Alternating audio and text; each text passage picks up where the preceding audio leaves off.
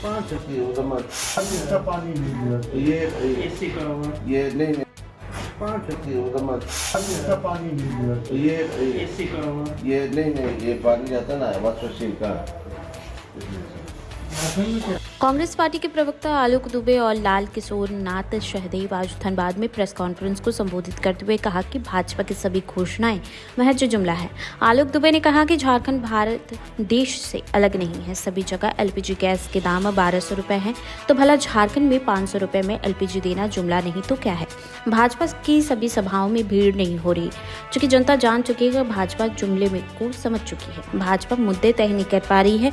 बड़े नेता चुनावी सभाओं में कभी घुसपैठिए तो कभी एनआरसी को मुद्दा बना रहे हैं। वहीं लाल किशोर नाथ सहदेव ने कहा कि पहले चरण में चुनाव हुए हैं, उसमें बीजेपी की सीट हाफ पर है और दूसरे चरण में बीजेपी पूरी तरीके से साफ हो जाएगी। चरण के मतदान के बाद जो विश्लेषण उभर कर सामने आया है उसमें इंडिया गठबंधन 2/3 बहुमत के साथ सरकार बनाने फर्स्ट फेज में जा रही है। सेकेंड फेज के चुनाव के लिए हम सभी प्रचार प्रसार में निकले और जनता के बीच में जा रहे हैं। धनबाद में भी हमारे सहयोगी लाल किशोर नाथ सहदेव जी प्रदेश कांग्रेस कमेटी के मुख्य प्रवक्ता हैं, कुमुद रंजन जी हैं प्रदेश कांग्रेस कमेटी से, मोहम्मद जिन्ना है धनबाद जिला कांग्रेस कमेटी से, और भी कई सारे साथी हम लोग घूम रहे हैं। केंद्र सरकार की जो नेतागण यहाँ पहुँच रहे हैं, प्रधानमंत्री, गृहमंत्री, कई प्रदेशों के मुख्यमंत्री अपने अपने राज्य को भगवान के भरोसे छोड़कर यहाँ आ रहे हैं। गृह मंत्री जी ने दावा किया है कि वो 500 रुपये में झारखंड में गृहिणियों को सिलेंडर देंगे। भारतीय जनता पार्टी ने अपने मैनिफेस्टो में भी 450-500 रुपये सिलेंडर देने की बात कही। पूरे हिंदुस्तान में 1200 रुपये के आसपास गैस के सिलेंडर हैं। झारखंड में 500 रुपये सिलेंडर कैसे दे सकते हैं? क्या ये जुमला नहीं है, लोगों को गुमराह करने वाली बात नहीं? क्या हिंदुस्तान से अलग है झारखंड, जहां देश में लोगों को 1200 रुपये सिलेंडर मिलेंगे और झारखंड के लोगों को 500 रुपये सिलेंडर मिलेंगे? ये मजाक नहीं है तो और क्या है?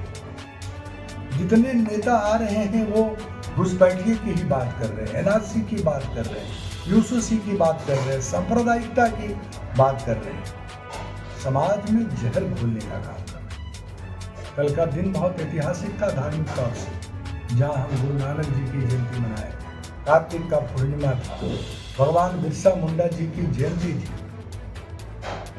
स्थापना दिवस था। बिरसा मुंडा के सपनों को कौन चकनाचूर कर रहा है? जल जंगल जमीन को लेकर के कौन यहाँ झारखंड के आदिवासियों, मूलवासियों और उनकी अस्मिता पर प्रहार कर रहा है? धनबाद की जनता ये पूछना चाहती है कि धनबाद के विधायक ने क्यों उनको वोट मिलना चाहिए, क्यों वोट मिलना चाहिए बाघमारा के विधायक को जो भी सांसद बन गए? इसलिए मिलना चाहिए कि वो सिर्फ यहाँ धनबाद के लोगों से, जितने भी समाज के लोगों से हम लोगों ने मिला, सब ने कहा कहीं आईएसएम ने पानी रोक दिया, कहीं सड़क की सुविधा नहीं है, कहीं बिजली नहीं है। पानी तो यहाँ के लोगों की एक गंभीर समस्या है। पानी की समस्या अमूमन 10-15 दिन गर्मी के दिनों में होती है, लेकिन यहाँ पर सालों भर जो है वो पानी की समस्या है। तो ये जो चीज़ें हैं, आप देखिए अभी अमित शाह जी ने कहा कि हम सहारा निवेशकों को पैसा वापस कर देंगे। यही अमित शाह जी हैं जो लोकसभा चुनाव के पहले भी उन्होंने वादा किया था कि हम सहारा निवेशकों का पैसा वापस कर देंगे। हर 2-3 घर के बाद लोग सहारा से जुड़े हुए, करोड़ लोग हिंदुस्तान के सहारा में हैं, लाखों लोग झारखंड की जनता भी सहारा के अंदर पैसा जमा किए हुए, इस उम्मीद पर कि उन्हें पैसा मिलेगा, उनके बेटी की शादी होगी, उनके बच्चे को हम जो है एक मुश्त पैसा दे सकेंगे कारोबार करने के लिए। तो ये सब चीज़ें जो गुमराह करती है भारतीय जनता पार्टी, और आके यहाँ कहते हैं राहुल बाबा आपकी चौथी पीढ़ी भी जो है वो 370 और 65। अरे भाई चौथी पीढ़ी है राहुल गांधी जी, और पूरे भारतीय जनता पार्टी के नाक में नकेल डाल कर रख दिया। राहुल गांधी जी से इनकी इतनी बेचैनी है। झारखंड की सरकार ने 200 यूनिट बिजली माफ करके और जो बिजली बिल था 10,000, 20,000, 40,000 रुपए माफ करके उनको सर्टिफिकेट देने का काम किया। 2 लाख रुपए किसानों का ऋण माफ करने का काम किया। 1,000 रुपए मैया सम्मान योजना में दे, बूढ़ा बूढ़ी को सर्वधन पेंशन योजना के माध्यम से 1,000 रुपया दे। कौन किया है इस काम इतना, जबकि 2 साल सरकार जो है कोरोना से ग्रसित रही। 5 महीने जो है बेवजह मुख्यमंत्री को जेल में भेजा गया। यही हेमंता बिस्वा है जिन्होंने सरकार को अस्थिर करने की सारी कोशिशें की थी, लेकिन इस सब के बावजूद झारखंड की जनता ने फैसला कर लिया है। दूसरे फेज के चुनाव में भी कल के बाद प्रचार भी खत्म हो जाएंगे। धनबाद की जनता ऐतिहासिक फैसला करेगी, और जितना हम लोगों ने लोगों से मुलाकात किया पूरे दावे के साथ कह सकते हैं कि यहाँ सभी सीटों पर हमारी जीत होगी। बिरसा मुंडा के अधूरे सपनों को आगे लेकर धनबाद के विधायक जो होने वाले हैं जी, वो आगे बढ़ेंगे। कल तेजस्वी यादव धनबाद में आ रहे हैं, क्या लगता है उनके आने से कितना प्रभाव पड़ेगा? बहुत प्रभाव पड़ेगा। तेजस्वी जी एकीकृत बिहार और यहाँ के नेता हैं। झारखंड में भी आरजेडी की अपनी एक अच्छी पैठ भी है और लोग उनको मानते हैं। अभी राहुल गांधी जी बागमारा घूम करके गए, उसका भी प्रभाव धनबाद के अंदर में पड़ेगा। झरिया में जो है वो कल्पना सोरेन जी घूम करके गए हैं। कल बेरमो में राहुल गांधी जी की सभाएं हुई थी, और आप देखेंगे हर सभाओं में भीड़ हो रही है। लेकिन वहीं भारतीय जनता पार्टी की सभाओं में देखेंगे तो वहाँ सभाओं में भीड़ भी नहीं हो रही है। तो इससे हम उत्साहित हैं, और कल तेजस्वी जी के जो कंक्लूड स्पीच होंगे वो पूरी तरह से धनबाद के सभी 6 विधानसभा सीट और धनबाद के प्रत्याशी अजय दुबे के समर्थन में वो आ रहे हैं। असम के मुख्यमंत्री ने बयान दिया है, साफ तौर पर कहा है मंचों से कि जो झारखंड में जो सरकार है, वर्तमान सरकार, उस पर कई करोड़ों का आरोप लगाया है कि यहाँ के मंत्रियों के घर से 3500 करोड़ से ज़्यादा की राशि बरामद हो रही है। देखिए, जो काम ईडी कर रही है उसको पूरा देश देख रहा है।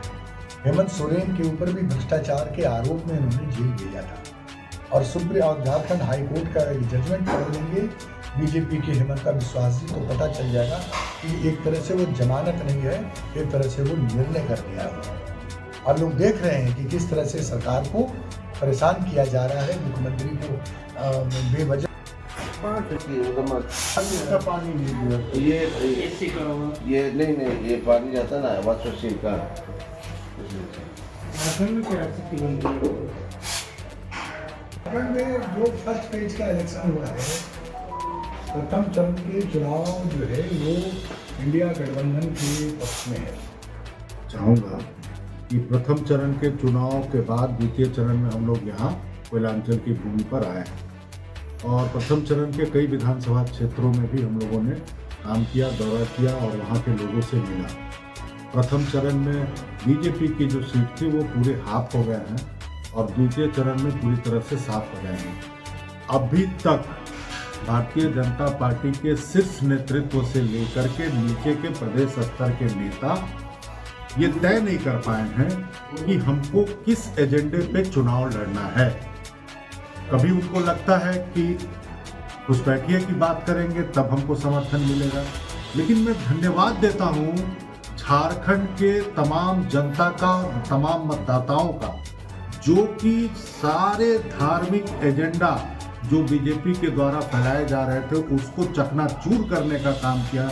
यहाँ के गंगा जमुनी तहजीब ने प्रथम चरण के चुनाव में ये साबित हो गया कि उनके लाख बहकावा में भी यहाँ पर किसी तरह का धार्मिक उन्माद बीजेपी नहीं फैला पाई।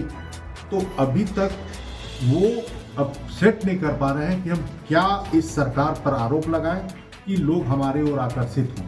अगर भारतीय जनता पार्टी में दम है तो जो वो 5 प्रण लेकर के आए हैं उसको राज्य की जनता को बता के वोट मांगे तो मैं समझ जाऊंगा, और अगर जनता का सहयोग उनको मिलेगा, क्योंकि उसमें जो भी वादा उन्होंने किया है वो निभाए नहीं है और निभाने की कोई संभावना नहीं है, क्योंकि गोगो दीदी योजना, गैस सिलेंडर, किसानों का ये कोई उनका नहीं है। दूसरे स्टेट में भी वो आए हैं, अभी हरियाणा में आए, राजस्थान में आए, दूसरे स्टेट में आए, छत्तीसगढ़ में आए, कहीं उन्होंने ये वादा को पूरा नहीं किया। हमने जो कमिटमेंट किया है, हमने जो 7 गारंटी 1 वोट 7 गारंटी किया है, उसमें से 80-90% योजनाएं हमारी ऑलरेडी चल रही है। जो धान का मिनिमम सपोर्ट प्राइस हम 2400 रुपया कहे हैं, उसको बढ़ाने की बात की है 3200। जो हमने कहा है मैया योजना 1000 का है, दिसंबर से हम 2500 देंगे। जो किसानों का ऋण माफ़ करने का है वो माफ़ करने का है, 2 लाख रुपया माफ़ करने का है। जो बिजली यूनिट हम लोग 200 रुपया छोड़े हुए हैं, उसको हम लोग 250 यूनिट फ्री करने जा रहे हैं और पूरी तरह से बकाया बिल माफ़ करने जा रहे हैं। तो ये भरोसा है यहाँ के जनता का कि ये योजना तो ऑलरेडी चल रही है, उसको और कमिटमेंट के साथ लागू करना, उसको और प्रतिबद्धता के साथ लोगों को पहुंचाना, डिलीवर करना, ये हमारा प्रयास है। इसीलिए जनता हमारी बातों पर भरोसा कर रही है और हमको मतदान कर रही है। और यहाँ के आदिवासियों पर जिस तरह से यहाँ के अल्पसंख्यकों पर, अन्य समाज पर, ओबीसी पर जो भाजपा कटाक्ष करती है, जो भाजपा बाबूलाल मरांडी जी मुख्यमंत्री थे तो 27% से ओबीसी का आरक्षण घटा के 14% किए थे, और आज वही भाजपा बोल रही है कि ओबीसी का हक छीना जा रहा है, आदिवासियों का हक छीना जा रहा है।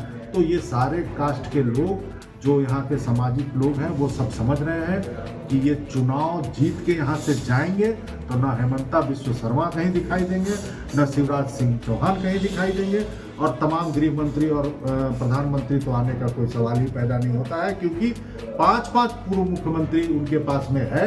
लेकिन भाजपा को ये भरोसा नहीं है कि यहाँ की लोकल लीडरशिप भी कुछ कर सकती है। वो लोकल लीडरशिप को पूरी तरह से बीजेपी इग्नोर करके और बाहर से बोरो प्लेयर लाके चाहते हैं कि झारखंड को डिस्टर्ब करें। यहाँ के मतदाता को ये स्वीकार नहीं है।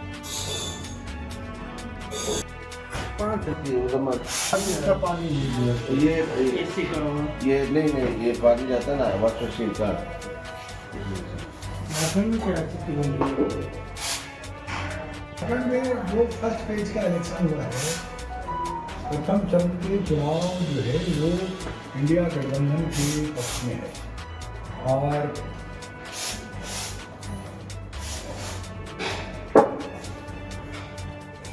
इस बार जो है वो एक राजनीतिक कीर्तिमान स्थापित करेगा।